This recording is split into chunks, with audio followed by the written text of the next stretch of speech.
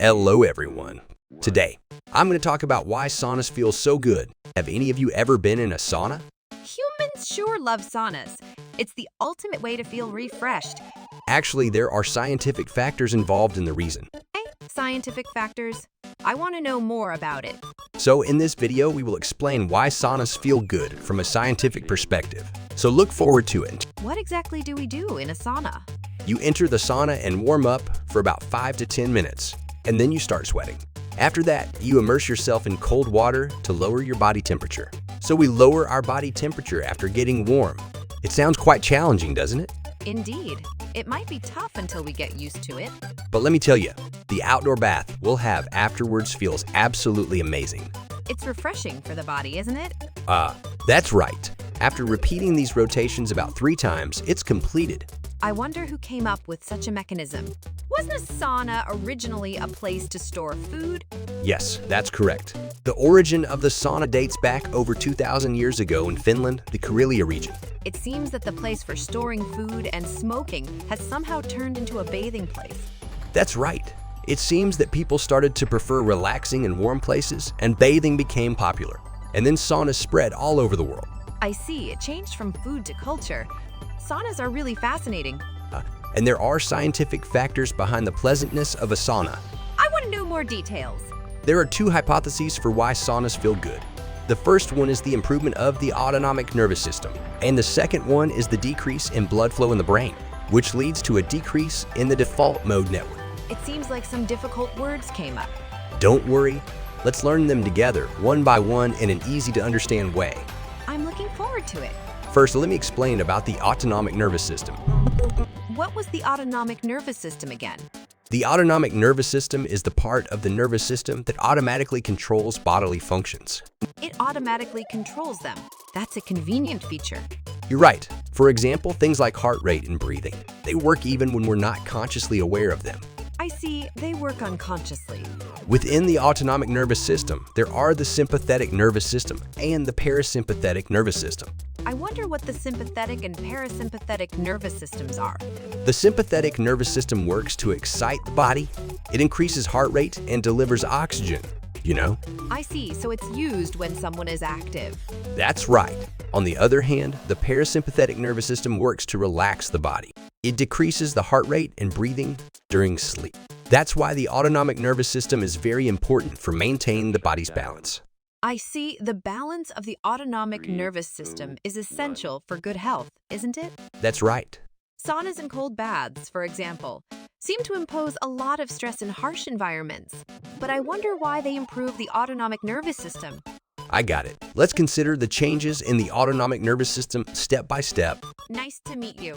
When you enter a sauna, your sympathetic nervous system is dominant. Hormones like adrenaline and noradrenaline are released, which provide pain relief and a sense of happiness.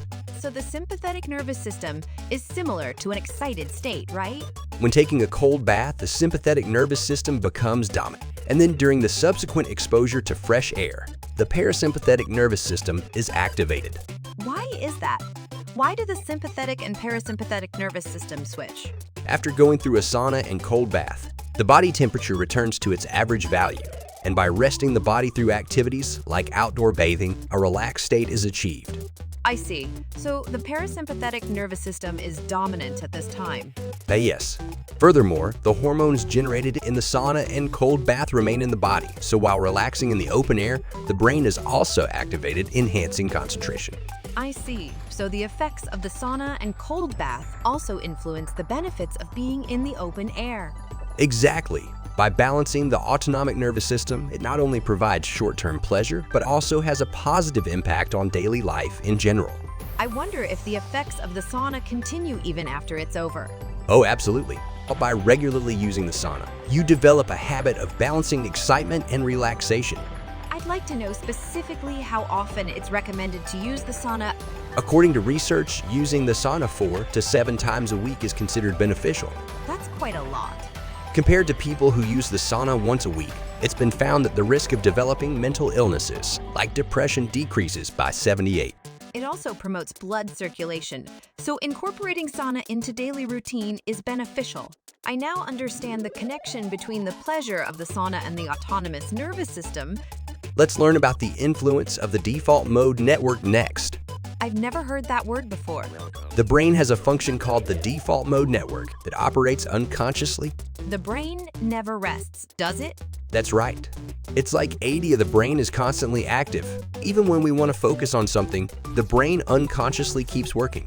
So by entering the sauna, these activities decrease, right? Yes, that's right. What do you think about when you're in the sauna? I just feel really hot. I wonder if I should focus on my breathing or something. What do you do when you take a cold bath? It's really cold, so I brace myself and immerse myself in the water. This is the factor that causes a decrease in the default mode network by repeatedly experiencing low moods in the sauna. What do you mean? It means that when you're in an extremely hot or cold environment, your brain becomes more active as you think about how to get through the present moment. So, you mean there is no room to unconsciously think about other things? That's right. Actually, when you enter a sauna, your overall blood circulation is stimulated, but the blood volume in your brain decreases. I didn't know that. And combined with the harsh environment, it reduces unconscious brain activity, allowing you to focus your brain on what you want. It's like achieving an extreme state of concentration. Just like when athletes enter the zone, it's amazing that you can create such an extreme state of concentration by entering a sauna. Yeah, that's right. So, the reduction in the default mode network through sauna therapy continues to have an effect, right? Exactly. By regularly using the sauna, the activity of the default mode network is suppressed. As a result, the brain has more capacity to focus on daily tasks after a sauna session. I see. So the pleasantness of the sauna is also related to the brain activity. And by regularly using the sauna, you can expect various effects, such as reducing the risk of dementia and improving the quality of sleep. You know? It's not just about feeling good, is it? People who regularly use saunas have been found to have a reduced risk of developing dementia and improved sleep quality. I want to follow the proper way to use the sauna and improve my health. Thank you. You're welcome. Lastly, let's reflect on today's lesson. There are two hypotheses from a scientific perspective about why saunas feel good. It's because of the influence of the autonomic nervous system and the default mode network. When you enter a sauna, immerse yourself in a cold bath and engage in outdoor bathing, the sympathetic and parasympathetic nerves that make up the autonomic nervous system undergo forced changes. This creates a state where the brain is both relaxed and activated. Another benefit is that when you enter a sauna, the default mode network in your brain, which is constantly active unconsciously in your daily life, is suppressed. So by reducing the unconscious brain activity, it creates an environment where we can utilize our brains for focused tasks. It was fun to unravel everyday events through science today. Yeah, let's keep learning together about things that pique our interest or things we're curious about in our daily life. Thank you, I'm looking forward to it. Well then, see you later. Bye-bye.